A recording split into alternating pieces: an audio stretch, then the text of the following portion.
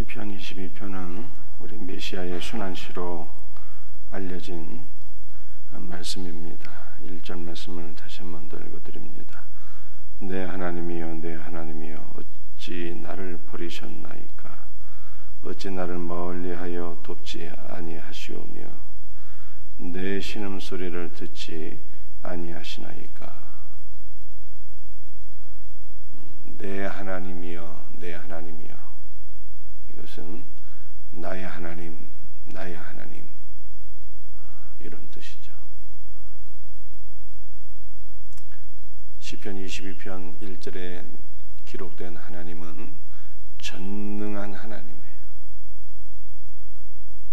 말씀으로서 천지 만물을 창조하시고 통치하시는, 인생의 생사화복과 민족의 흥망성쇠를 주장하시는 전능하신 하나님입니다.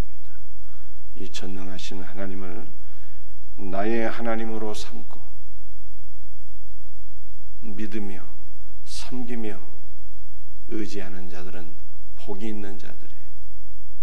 전능하신 하나님이 남의 하나님이 아니라 바로 나의 하나님, 나를 창조하시고 나를 붙잡아 주시고 나를 도우시는 하나님인 것입니다.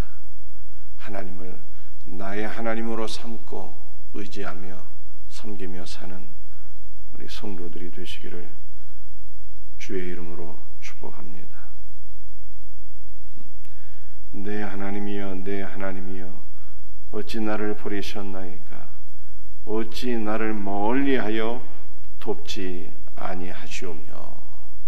전능하신 하나님께서 우리를 도와주시면은 얼마나 좋을까요?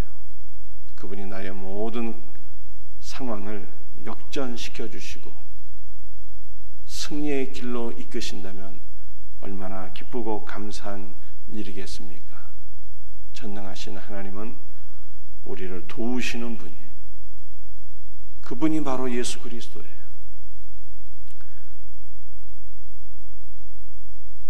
어찌하여 나를 돕지 아니하시며, 이 돕는다는 단어 자체가 예수란 말이에요. 단어 자체가 예수님이에요.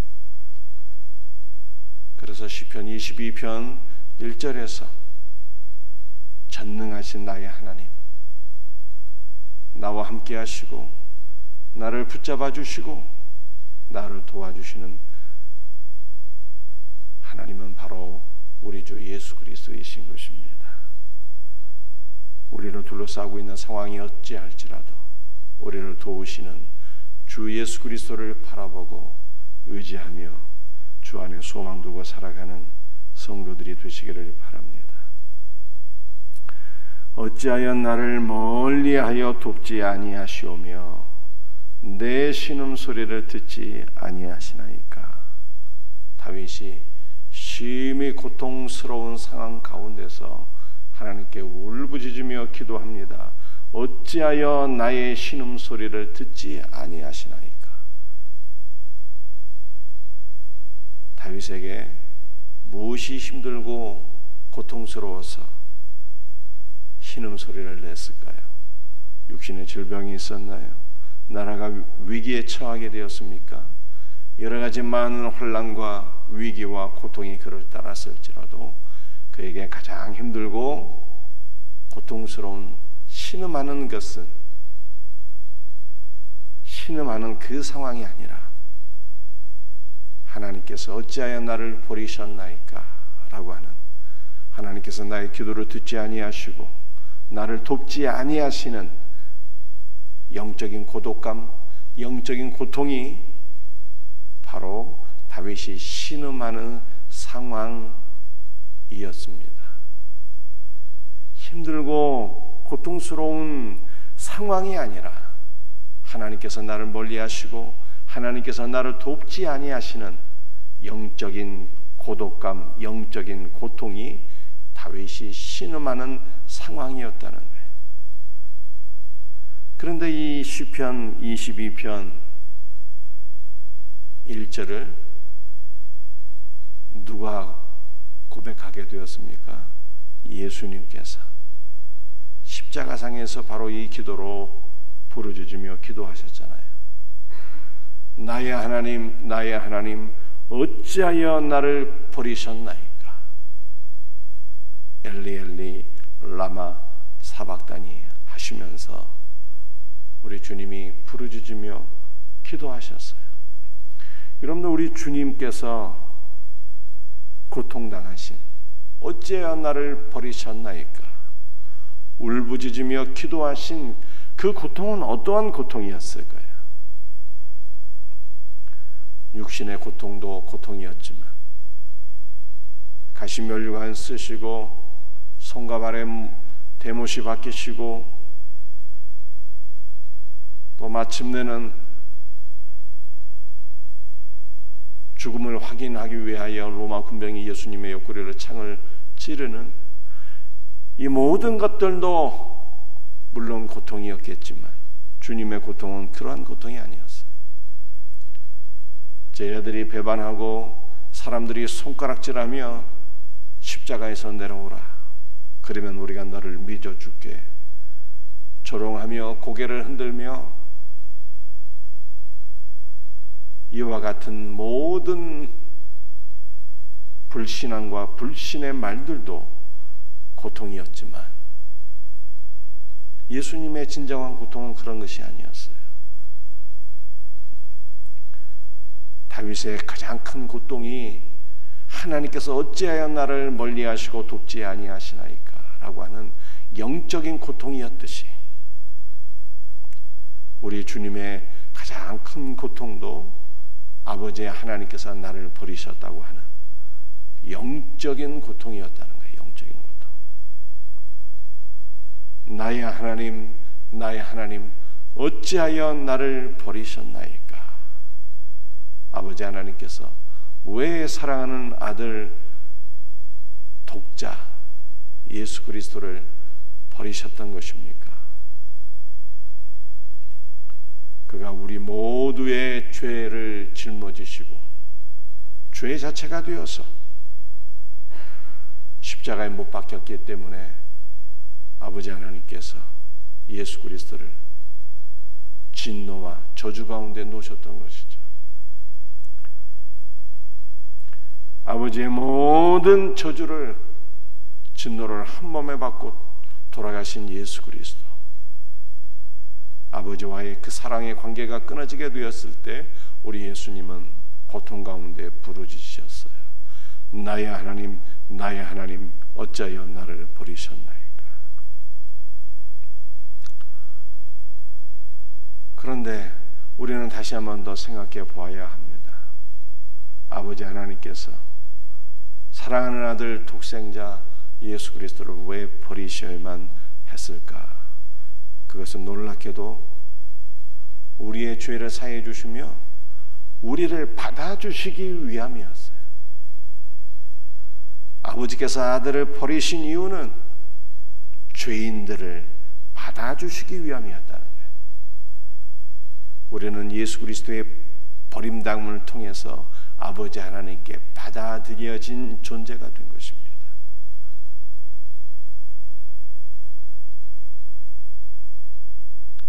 창조주 하나님께서, 만왕의 왕이신 하나님께서 버림을 당하시고 그의 버림당한 결과로 우리가 하나님의 아들로 영접이 되었다는 거예요. 받아들임이 되었어요. 여러분들, 그 받아들임은 어떠한 받아들임이었을까요? 삼위일체 하나님 그 놀라운 사랑의 관계 속에 우리가 들어가게 된 거예요.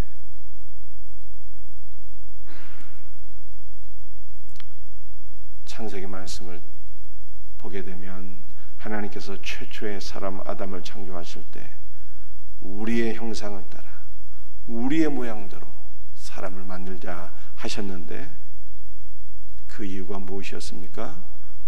오직 인간만이 하나님의 형상을 따라서 영적인 존재로 지음받아서, 인격적인 존재로 지음받아서 서로 관계를 맺고 사랑하며 기뻐하는 그러한 존재로 창조를 받은 것은 바로 삼위일체 하나님 그 사랑의 관계 속으로 들어가서 삼위일체 하나님과 관계를 맺으며 그 사랑의 관계 속에 들어가서 하나님의 은혜와 사랑을 받으며 복을 받으며 사는 존재로 지음을 받았는데 죄로 인해서 그 관계가 깨지게 되었잖아요. 그런데 우리의 죄 문제가 해결됨으로 말미암아 우리는 삼위일체 하나님의 사랑과 연합의 관계 속에 다시 들어가게 되었다는 거예요. 이것이 십자가에서 이루어지게 된 것입니다. 예수님이 버림받은 결과 우리는 하나님의 아들로 영접이 되었는데 그것은 삼위일체 하나님의 사랑과 연합의 관계 속에 우리가 들어가게 되었다는 거예요. 얼마나 놀라운 일인가요? 이 놀라운 은혜가 십자가에서 이루어진 거예요. 2절 말씀, 내 하나님이여 내가 낮에도 부르짖고 밤에도 잠잠하지 아니하나 응답하지 아니하시나이다. 다윗은 고난의 시간에 낮에도 부르짖고 밤에도 잠잠하지 아니하며 주야로 부르짖으며 기도했다고 성경에 말씀하고 있어요.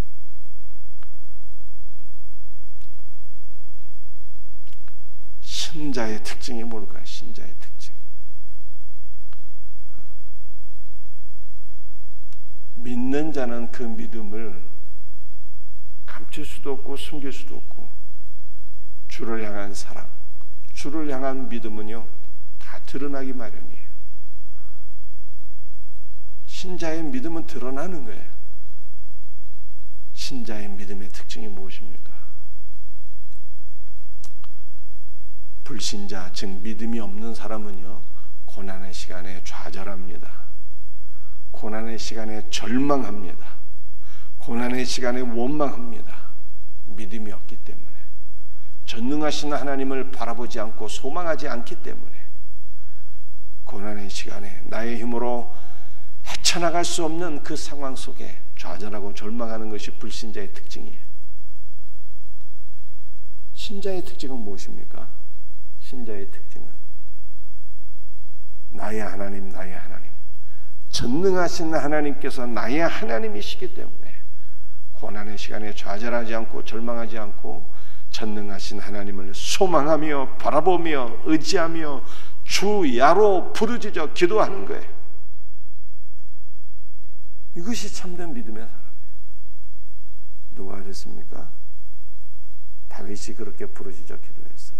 고난의 시간에. 누가 부르짖어 기도하셨습니까?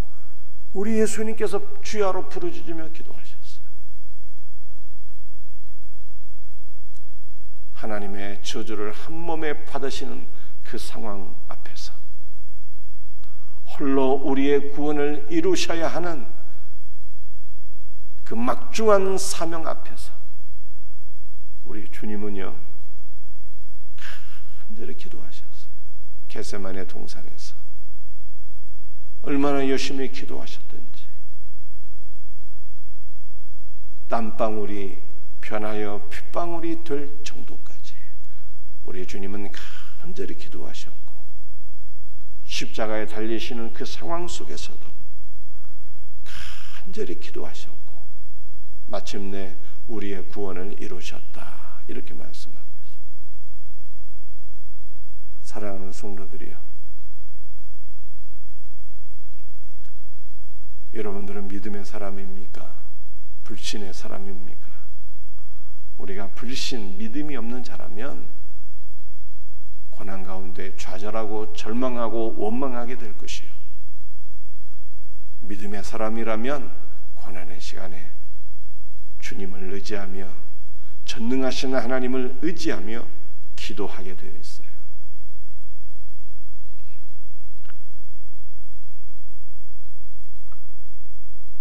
부모가 회초리를 들면 자식은요 진짜 자식이 아니면 가출해버려요.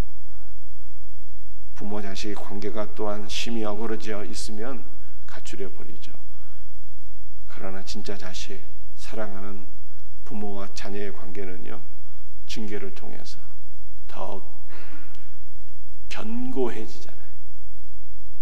사실은 부모의 사랑을 느끼게 되고 더 견고해지는 것이거든요. 고난의 시간에 진짜 하나님의 자녀들은 다 신앙이 견고해지는 거예요. 다 주님을 가까이 하는 거예요. 다 주님을 의지하는 것입니다. 다 주님께 기도하는 것입니다. 이것이 참된 믿음의 사람이에요. 오늘 우리를 자녀 삼아 주시기 위해서 버림당하신 우리 주님의 놀라운 사랑을 기억하시고, 우리가 삼위일체 하나님의 그 사랑과 연합의 관계 속에 초대되어서 주님의 사랑과 은혜와 능력과 복을 받으며 사는 존재가 된 것을 기억하면서 감사합시다.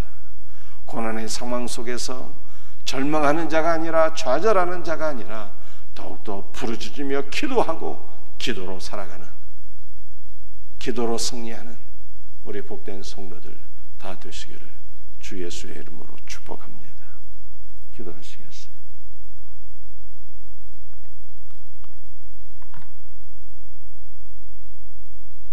주 예수님, 다윗이 고난의 시간에 나의 하나님, 나의 하나님, 전능하신 하나님을 바라보며 하나님의 도우심을 의지하며 소망하며 기도하며 살았던 것을 기억합니다. 참된 믿음의 사람들은 고난의 시간에 좌절하는 것이 아니라, 절망하는 것이 아니라 전능하신 하나님을 바라보고 의지하고 소망하며 주야로 부르짖는 기도의 삶인 줄 믿사오니, 주 예수님, 고난의 시간에 부족한 종과 우리 사랑하는 성도들, 오히려 주님께 소망을 두며 부르짖어 기도할 수 있는 믿음의 사람들 되게 하여 주시옵기를 간절히 기도합니다. 우리 주님께서 아버지 하나님에 의해서 버리심 받은 결과 우리가 하나님의 자녀로 영접이 되었고, 삼위일체 하나님의 사랑과 연합의 관계 속에 들어가게 되었사오니, 삼위일체 하나님과의 그 놀라운 연합의 관계에 들어가서 그 풍성한 은혜와 생명과 복을 누리며 살아가게 하시고, 날마다 기쁨 가운데 주님의 은혜를 누리며 살아가는 복된 성도들 되게 하여 주시옵소서. 오늘 새벽에도 주의 보혈로 우리를 덮어주시고 주의 영으로 충만하게 하시며 사명 감당하게 하옵소서. 감사하옵고 주 예수의 이름으로 간절히 기도드리옵나이다.